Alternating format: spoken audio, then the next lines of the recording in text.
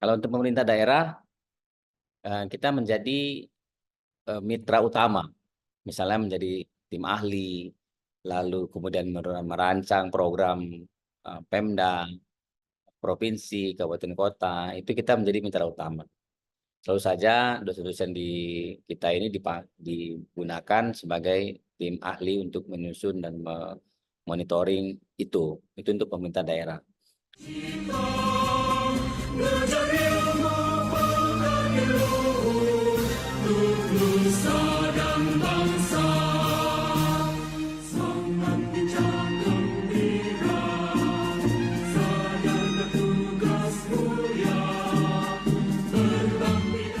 Bersama saya Bambang Sadono di kanal Inspirasi untuk Bangsa. Mudah-mudahan kanal ini selalu bisa memberi inspirasi, motivasi, dan edukasi.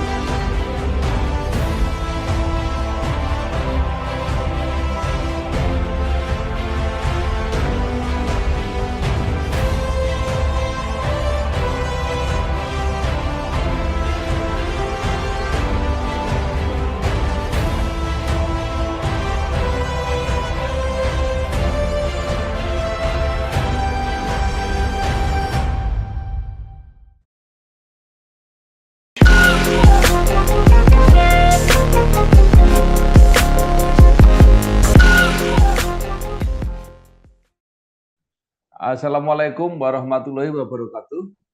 Waalaikumsalam warahmatullahi wabarakatuh. Bersama saya Bambang Sadono di kanal Inspirasi untuk Bangsa. Mudah-mudahan kanal ini selalu bisa memberi inspirasi, motivasi, dan edukasi.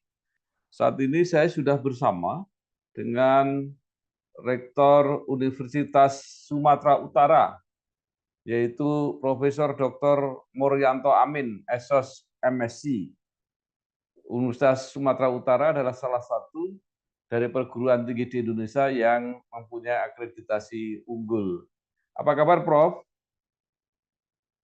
Alhamdulillah sehat, Pak Bambang. Iya.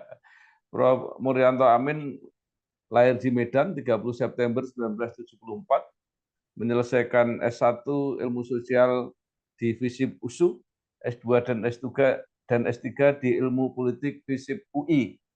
Mengawali karir sebagai dosen di USU, selain itu juga pernah menjadi Dewan Kota Pemkot Medan, Direktur Eksekutif Food Institute, pernah menjadi Komisaris PT Perkebunan Nusantara 5, pernah menjadi Dekan FISIP USU, dan saat ini menjadi Rektor USU sejak tahun 2021. Nah, Prof, mungkin bisa diceritakan secara singkat, nanti kalau tadi ada yang kurang, perjalanan karir Prof. Muryanto Amin ini sejak jadi dosen sampai menjadi rektor sekarang. Silakan, Prof. Makasih Pak Bambang, Pak Sadono, Bambang Sadono. Sekali lagi saya ucapkan terima kasih sudah diundang untuk ini. Meskipun tadi telat waktunya, mohon maaf ya Pak Bambang. Pertama mengenai karir saya ini, saya sejak sebetulnya jadi dosen ini setelah mengalami beberapa tahap fase sebelumnya ya. Setelah tamat kuliah, saya itu pernah menjadi surveyor di Sampurna, PT Sampurna. Surveyornya ini untuk analisis, dalam fungsi analisis surveyor untuk melihat data-data yang ada sebaran produk Sampurna di masyarakat melalui kios-kios kecil gitu di wilayah Sumatera. Tapi setelah itu sejak saya diminta oleh Dekan FISIP waktu itu di tahun 2002, saya kembali ke fakultas meninggalkan pekerjaan itu. Mahasiswa Universitas Indonesia berlambang cinta berdasarkan Pancasila dasar negara. Waktu saya diminta oleh Dekan FISIP di tahun 2002 itu, saya kemudian bekerja sebagai ya kita sebut staf administrasi karena waktu itu posisinya masih S1 ya. Tugas utamanya waktu itu adalah membantu dekan menyiapkan bahan-bahan untuk perkuliahan dan kemudian menyiapkan bahan untuk pendirian program studi S2 waktu itu, penulis S2 namanya studi pembangunan. Jadi mulai dari mempersiapkan proposal, kemudian menyiapkan macam-macam hal mata kuliah, sampai pada tahun 2004 saya baru bisa mengajar. Dari 2002 sampai 2004 baru saya bisa mengajar. Pada saat itu belum ada syarat S2 mengajar. Lalu di tahun 2004 saya diterima menjadi PNS dengan status dosen. Itu yang terakhir di S1. Setelah itu saya langsung kuliah. Langsung kuliah di UI, dan waktu itu saya sebenarnya dapat program Sandwich di Australia di Flinders University. Program Sandwich ini saya tempuh selama 1 tahun di Flinders dan kemudian saya di UI untuk ngambil S2. Lalu lanjut ke S3. Nah, pada saat tamat S3 saya kemudian di sela-sela kuliah itu saya mendirikan yang namanya Food Institute. Itu satu lembaga di Medan yang fungsinya memberikan advokasi riset bidang politik. Karena waktu itu musim-musim atau mulai pilkada langsung pertama. Nah, di situ juga saya diangkat menjadi anggota Dewan Kota. Pemerintah Kota Medan yang spesifik cuma ada di Medan. Dewan Kota ini menjadi semacam penasihat wali kota untuk merancang atau memonitor program-program yang sudah ditetapkan di dalam visi misi dan di dalam rensra yang ditetapkan di Pemerintah Kota Medan waktu itu. Dengan tokoh-tokoh masyarakat yang berjumlah 7 orang pada saat itu. Lantas kemudian setelah saya tamat kuliah di S3, lalu saya ditunjuk, diamanahkan menjadi komisaris PTPN 5 di Riau, Pekanbaru. Nah, di situ dalam masa 3 tahun, ketika ada pemilihan rektor Universitas Sumatera Utara, saya diminta teman-teman di FISIP untuk menjadi anggota Senat. Anggota Senat FISIP. Lalu dengan berbagai macam pertimbangan, ya saya ringkasnya terpilih menjadi anggota Senat. Setelah terpilih menjadi anggota Senat, pemilihan rektor, oleh rektor saya harus meninggalkan komisaris karena ada peraturan di USU tidak boleh tangkap jabatan. Saya kembali ke kampus untuk menjadi dekan di tahun 2016. Jadi cuma 3 tahun lebih sedikit, 3 tahun 8 bulan saya menjadi komisaris PTPN 5 di Riau. Setelah menjadi dekan selama 5 tahun, di tahun terakhir saya diminta oleh teman-teman dekan yang ada untuk mengajukan diri menjadi rektor atau running to rektor. Waktu itu pemilihannya agak sengit begitu ya. Di kampus Universitas Sumatera Utara. Singkat cerita terpilih rektor. Nah, sekarang lah Pak, yang sudah berjalan selama 3 tahun 4 bulan perjalanan rektor saya ini dengan tadi yang sudah saya lakukan berbagai macam hal, perubahan-perubahan yang ada di Universitas Sumatera Utara, merespon perubahan dunia dan perubahan pendidikan yang terjadi di Indonesia. Kira-kira gitu Pak ringkasnya.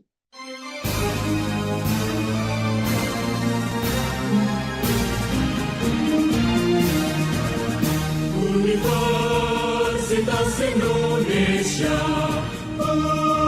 universitas kami, ibu kota negara. Ya, baik Prof. Saya pernah ke USU ketika rektornya dokter. Berarti lama sekali itu, Pak. Oh iya, baik. Nah, Prof, ternyata Prof S2 dan S3-nya di UI. Nah, mungkin bisa bercerita perbandingan apa yang dinilai pengalaman pelajaran karakteristik UI. Dengan perbandingan dengan siapa nih? Nah, artinya kan mungkin masing-masing perguruan tinggi punya Oh, apa ciri khas sendiri gitu karakternya. ya UI itu termasuk kampus ya yang masuk ilmu politik di FISIP UI itu termasuk kampus program studi yang sangat punya prinsip ya, prinsip untuk mengajarkan teori-teori murni, terus kemudian juga sangat disiplin dengan timeline waktu. Jadi kalau misalnya kita tidak masuk kuliah, ya itu ya udah, nggak usah berharap bisa lulus mata kuliah itu, kira-kira itu. Jadi betul kuliah di UI itu punya nuansa berbeda karena saya juga mengalami 1 tahun kuliah di Blinders. Kalau di Blinders itu lebih santai, cuman beban untuk mengerjakan banyak essay itu berat. Kalau di UI justru beratnya itu adalah mengerjakan tugas-tugas sehari di mata kuliah. Itu perbedaan. Tapi dosen-dosen ilmu politik FISIP UI itu cukup konsisten sebagai dosen, cukup konsisten sebagai dosen, teliti dengan mahasiswanya dan mengenal satu sama lain mahasiswanya, lalu mengerti bagaimana perkembangan studi mahasiswanya, dan itulah yang sebetulnya di perbandingan-perbandingan yang lain cukup menurut saya cukup berbeda karena dosen-dosen di ilmu politik FISIP UI itu serius untuk mengajarkan mahasiswanya dan mengenal secara lebih dekat mahasiswanya yang di S2 maupun yang di S3. Kira-kira gitu, Pak. Ya, baik Prof. Saya S2-nya dari UI, tapi waktu itu kuliahnya di Undip Semarang.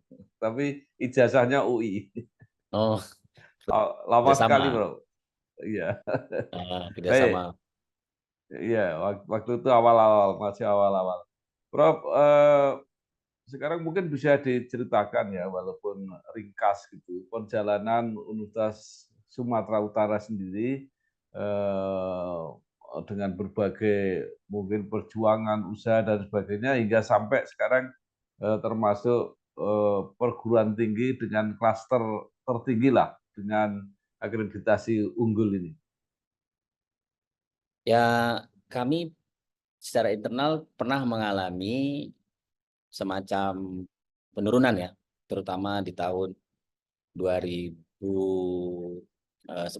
ke 2015. Bahkan di beberapa rankingan Universitas Sumatera Utara itu tidak pernah masuk di 20 besar pun agak sulit. Di 2010 sampai 2015 jumlah akreditasi yang A waktu itu belum ada unggul, itu cuma sedikit, dan akreditasi institusinya itu B pada waktu itu. Sehingga tahun 2016 itu saya diminta rektor terpilih untuk menjadi ketua tim percepatan, namanya ketua tim percepatan akreditasi, ketua tim percepatan akreditasi universitas. Nah, saya dengan bermodalkan pengalaman-pengalaman yang mengorganisir itu, maka saya pada waktu itu mencoba memahami sebetulnya akreditasi itu kayak apa.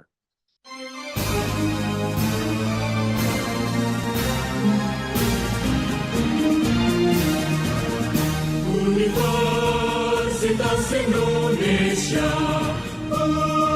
universitas kami, ibu kota negara.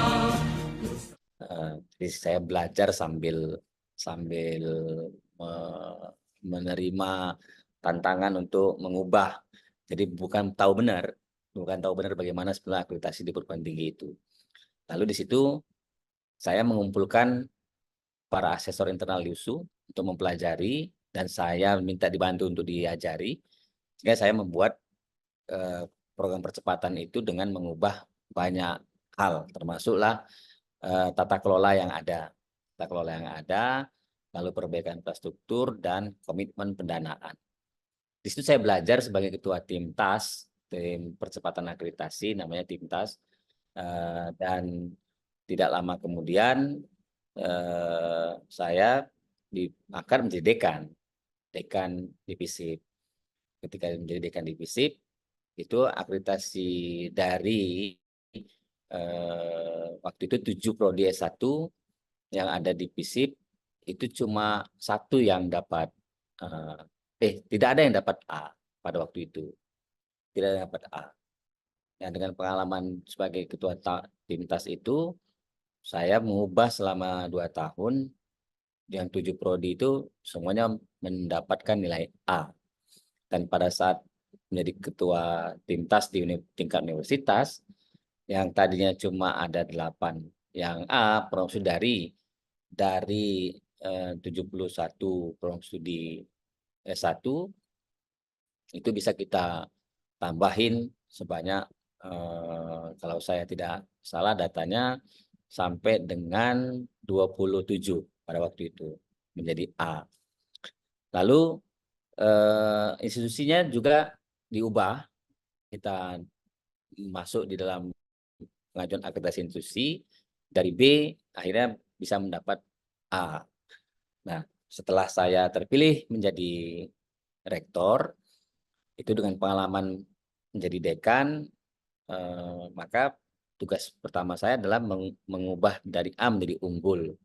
Itu yang pertama untuk nasional. Baru yang kedua, untuk internasional, saya ingin masuk ke dalam pemeringkatan internasional. Sehingga pada saat saya dilantik menjadi rektor, saya pelajari lagi entitas baru tentang pemeringkatan internasional, yang sama sekali dulu kami, sejak saya menjadi dekan, tidak pernah menyentuh itu. Tidak pernah menyentuh misalnya akreditasi internasional, dan kemudian pemeringkatan dari lembaga-lembaga internasional. Jadi kami baru memulai secara struktur, secara kelembagaan di tahun 2021. Sebelumnya sudah ada, cuman parsial-parsial, tidak konsen di situ. Sejak 2021 saya membentuk direktorat sendiri, namanya Direktorat Internasionalisasi, dan mengubah tata kelola Universitas Sumatera Utara ini, mengganti biro dengan departemen, dengan direktorat. Nah, setelah itu dari situ kita mulai, akhirnya di 2021 dalam waktu yang tidak begitu lama dengan collecting data dan kemudian memperbaiki infrastruktur, kita dapatlah di 1200 QS World University Ranking. Kemudian di tahun 2022 saya perbaiki dokumen-dokumen dan infrastruktur yang ada di beberapa prodi unggulan. Akreditasi program studi sudah dapat di tahun 2023 lalu, itu sudah mencapai 7 sekarang, 7 prodi yang internasional, dan cost-nya ternyata tidak mudah. Tahun ini running ada di 26 program studi yang internasional. Nah, pada saat itu akreditasi unggul institusi, lalu yang prodi unggul sudah sampai saat ini sudah mencapai angka 64%. Yang lainnya A, dan ada berapa yang belum akreditasi karena prodi baru, sebanyak 8 prodi. Ini kita mengubah yang A menjadi unggul. Itu dinamikanya Pak Bambang. Jadi dari mulai tadi yang secara tata kelola di tahun 2010 sampai 2015, lalu kemudian di periode kedua 2015 sampai 2016 sampai dengan 2021, itu belum ada menyentuh sama sekali secara terstruktur tentang pemeringkatan internasional. Jadi sekarang ini tambahan-tambahan pemeringkatan ini ada di THE, sudah masuk THE, di Webometrics, kemudian di Simago, itu semua sudah terdeteksi. Saya tinggal meningkatkan pemeringkatannya nih. Kenapa pemeringkatan penting? Ini karena kalau kita mau dilihat kualitasnya ya dari situ, dari pelayanan yang diukur atau dinilai oleh lembaga internasional yang diakui. Itu Pak.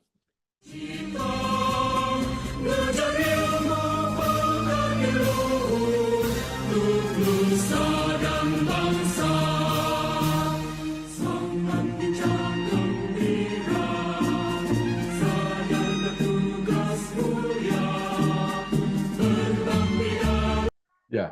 Jadi persisnya status unggul itu tercapai 2021 atau 2022, Pak? 2022, Pak. 22 ya. Nah, mungkin apa saja yang faktor-faktor yang mempercepat mendukung diperolehnya akreditasi unggul itu? Yang pertama saya konsen di pengumpulan, waktu itu kelemahannya adalah ukuran dari prodi yang belum unggul ya, masih jumlahnya belum sesuai dengan kriteria. Yang kedua adalah jumlah yang paling sulit itu jumlah guru besar dan jumlah yang doktor, SDM yang besar dan jumlah yang doktor. Nah, ternyata kita dalam waktu setahun itu saya minta yang kuliah masih di S3 yang menyangkut-nyangkut itu saya suruh segera diselesaikan. Terus yang jumlah guru besar saya buat tim khusus untuk bisa membantu para dosen ini untuk bisa mengcollecting dokumen-dokumennya, sehingga pada waktu itu tidak begitu sulit sebetulnya karena ini berkaitan dengan asistensi administrasi. Ya, sekarang ini sudah saya buat kelembagaannya. Jadi kalau sekarang sudah lebih mudah menata yang tadi mempertahankan bahkan meningkatkan untuk tadi ya sebutan data-data dosen, data-data kinerja universitas itu sudah tidak sulit lagi sekarang untuk mengumpulkannya. Itu percepatannya, Pak. Jadi saya minta kemarin tim dari Ban PT untuk membantu menganalisa, lalu kemudian apa-apa saja yang kurang, itu yang kita coba lengkapi. Nah, sebenarnya ada, cuman tidak tertulis di mana-mana. Lebih banyak ke persoalan manajemen ya, Prof? Ya, lebih banyak soal itu, soal Ya, tata kelola, manajemen, dan tata kelola. Ya. Nah, kalau status unggul itu penampakannya di student body seperti apa, Prof? Artinya mahasiswanya seperti apa, dosennya, program studinya, alumninya, itu penampilannya seperti apa? kita tetap saja kalau di Unggul itu kan harus mempertahankan ya, mempertahankan karena sekarang kan pemeriksaan rutinnya ada di PDDikti, ada di Sinta, itu kita tetap pertahankan, bahkan kita tingkatkan. Jadi performance dosen yang tadi eh, misalnya belum ada riset, kita harus bisa membuat kewajiban kepada dia agar punya satu riset dan punya satu publikasi. Misalnya gitu. Itu dampaknya akan ada di dalam Sinta dia.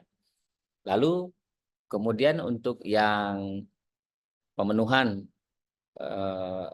kewajiban mahasiswa, itu kurikulum kita embeddedkan atau kita masukkan dalam penilaian mahasiswa. Misalnya begini, satu mata kuliah itu di dalam setiap prodi harus ada yang bisa menang dalam PIMNAS. Misalnya gitu. Jadi performance mahasiswa itu mengubah cara pembelajarannya dari yang tadi hanya masuk kuliah lalu kemudian lulus mata kuliah tapi tidak meninggalkan apa-apa. Jadi mata kuliah itu diubah untuk produk-produk yang lebih inovatif dari mahasiswa. Itu performance mahasiswa yang saya ubah untuk mempertahankan unggul ini.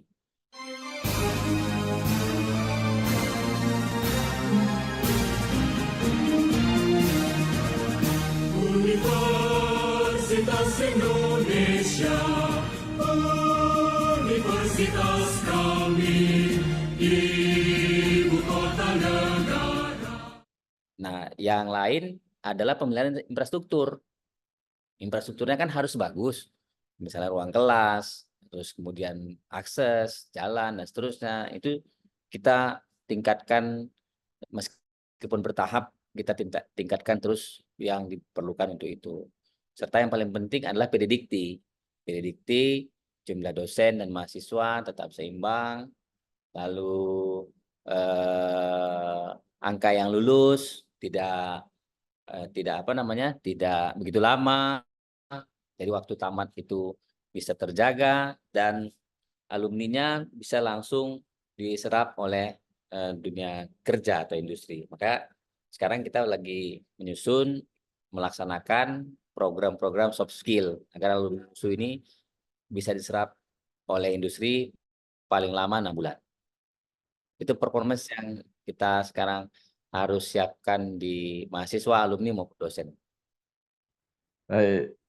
Nah, sekarang interaksi antara universitas dengan masyarakat, baik lingkungan masyarakat, pemerintah, kemudian instansi-instansi, industri dan sebagainya yang mendukung USU bisa digambarkan seperti apa? Kalau untuk pemerintah daerah, kita menjadi mitra utama, misalnya menjadi tim ahli, lalu kemudian merancang program Pemda, provinsi, kabupaten kota, itu kita menjadi mitra utama. Selalu saja dosen-dosen di kita ini digunakan sebagai tim ahli untuk menyusun dan monitoring itu untuk pemerintah daerah. Lalu untuk komunitas masyarakat, melalui pengabdian masyarakat dan inovasi dosen, itu kita sudah bisa menyimpulkan atau membuat satu satu tingkat kumulatif bahwa desa-desa yang ada di Sumatera Utara ini yang punya inovasi itu sumbernya ya lebih banyak dari Universitas Sumatera Utara ketimbang kampus-kampus yang lain. Bahkan dengan provinsi tetangga, misalnya seperti Riau ya, perbatasan itu, contoh misalnya di saya lupa namanya itu Rokan Hulu apa Rokan Hilir, itu justru bermitra dengan USU ketimbang di UNDRI. Kenapa? Karena jaraknya lebih dekat ke USU ketimbang ke UNDRI. Lalu yang di Aceh juga begitu. Dan sekarang kita lagi merancang program KKN tematik internasional dengan mengundang kampus-kampus yang lain untuk ikut di level internasional. Sudah ada 25 kampus yang mendaftar pada bulan Juli nanti untuk itu. Nah, kemudian juga kalau misalnya ada memerlukan pemikiran-pemikiran yang berkaitan dengan pengembangan politik lokal dan pengembangan komunitas lokal, itu ya pasti yang dicari adalah dosen-dosen USU. Itu keberadaan USU di Universitas Sumatera Utara. Ya. Baik, terakhir Prof, ini semua kita, bangsa Indonesia ini kan sedang menuju momentum Indonesia Emas 2045. Nah, apa yang diprogramkan oleh USU untuk membantu memberi sumbangsih atau komitmen membantu tercapainya mimpi bangsa Indonesia ini? Saya lebih memberikan sumbangsi agar lulusan USU ini punya soft skill yang bisa langsung diserap oleh dunia kerja. Selama ini perkuliahan itu melupakan bahwa urusan soft skill itu urusan yang diperlukan sekarang. Banyak juga yang tidak mempedulikan soft skill. Soft skill itu misalnya soal karakter, lalu kemudian soal pengembangan diri, lalu kemudian soal passion yang mereka anak-anak ini inginkan untuk apa yang mereka mau itu bisa diakomodir oleh kampus. Sehingga soft skill ini pada saat dia tamat atau bahkan dia sebelum tamat, dia sudah bisa langsung employable-nya tuh bisa tinggi. Jadi tingkat keterserapan dia terhadap dunia kerja itu menjadi semakin tinggi. Nah, ini fungsi perguruan tinggi, jadi memberikan lulusannya itu bisa langsung diserap oleh oleh industri dengan cara tadi pada saat kuliah dia sudah harus belajar untuk bekerja, sudah harus membiasakan dirinya tahu apa yang dia inginkan dan memahami serta menginginkan apa yang akan dia peroleh. Nah, itu menjadi penting. Itu yang kita ubah agar Indonesia Emas ini tidak 2045 tapi sebelumnya bisa kita wujudkan. Indikatornya lulusan Universitas Sumatera Utara pada satu angkatan itu 80% sudah diterima oleh oleh dunia industri. Itu yang saya akan lakukan, Pak. Belajar ilmu pengabdi luhur untuk nusa dan bangsa. Semangat pincang gembira, sadar bertugas mulia, berbakti dan Ya. Baik, terima kasih sekali Profesor Dr. Muryanto Amin, SSMSI, Rektor Universitas Sumatera Utara. Banyak sekali yang sudah disampaikan. Mudah-mudahan ini memberi gambaran bagi masyarakat yang ingin bekerja sama, ingin studi di Universitas Sumatera Utara, termasuk salah satu perguruan tinggi papan atas dengan akreditasi unggul di Indonesia. Sekali lagi terima kasih, Prof. Sukses selalu. Terima kasih, Pak. Terima Oke. kasih. Jadi, Assalamualaikum Ya, warahmatullahi wabarakatuh. Waalaikumsalam warahmatullahi Pak. wabarakatuh. Bersama saya Bambang Sadiono di kanal Inspirasi untuk Bangsa. Mudah-mudahan kanal ini selalu bisa memberi inspirasi, motivasi, dan edukasi